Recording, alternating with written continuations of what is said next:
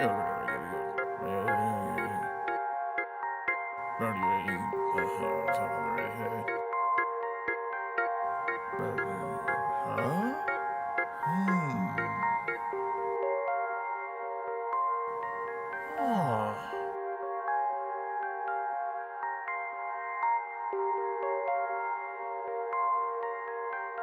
Welcome to One Shot Presents. This is a quick shot. I'm Brick. I'm Tiger. And what we do here is we review comics and action figures. And this week, we're reviewing Ted McKeever's Metaphor.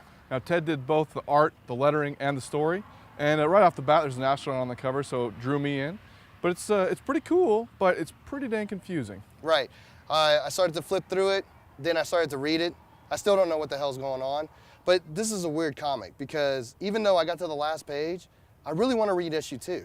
Yeah, no, I felt the same way. Like, I was very confused, but it is pretty captivating. So I'm excited. Hopefully issue 2 comes out soon. It seems like it's pretty cool. I mean, the artwork is awesome. Right. What it's about is the spaceman. He's landed on some amusement park, which seems like it's in Nevada. He runs into like this girl that's being beat up by this other guy, and Santa Claus comes and saves the day. Yeah, that's exactly right. There's very minimal dialogue, but I think that's what makes the story move. But again, it's way out there, but it's crazy enough that, yeah, I'm gonna pick up issue 2. Out of 5, I'm gonna give it a 4. I'm also gonna give it a 4.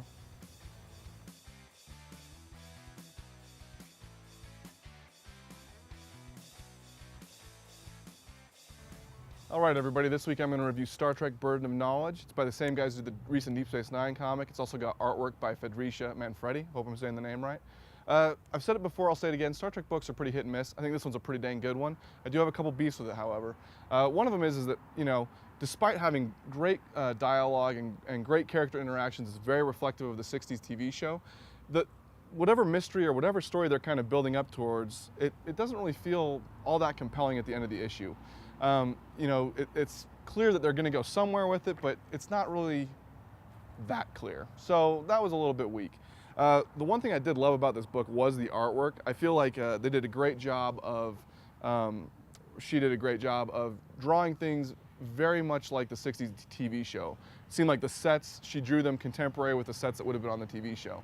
That being said, one of my beefs with it is that, you know, I get it. In the old show, they didn't have a bunch of money, so they couldn't really show like all these bizarre aliens, and with comics, you can draw whatever you want. Well, that's not necessarily a good thing. Some of the aliens in this, I kind of felt like it's just, you're stretching too far. There's like a bird alien that's kind of cool, but it also kind of looks like this bird from a Disney cartoon. So, you know, I don't know. The aliens are a little hit and miss. But overall, I think it's pretty dang good. I did enjoy it. It made me smile. It reminded me of the old TV show. So I'm going to give it a 4 out of 5.